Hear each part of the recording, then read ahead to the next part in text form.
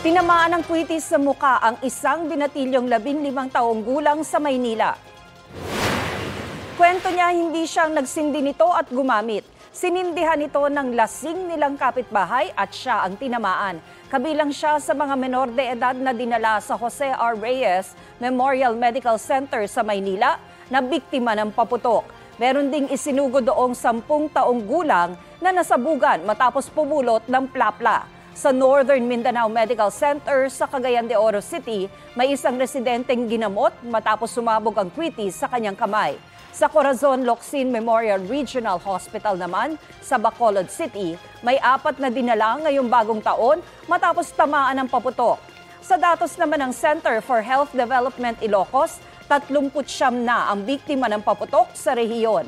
Pinakamarami sa Pangasinan na may 29 na kaso. Sa huling datos ng Department of Health, nadagdagan ng 116 ang fireworks-related injuries sa bansa nitong nakalipas na magdamag. Mayroon na ngayong 231 fireworks-related injuries sa kabuuan. Kapuso, para sa mga maiinit na balita, mag-subscribe sa GMA Integrated News sa YouTube. Sa mga kapuso naman abroad, subaybayan nyo kami sa GMA Pinoy TV at sa www.gmanews.tv.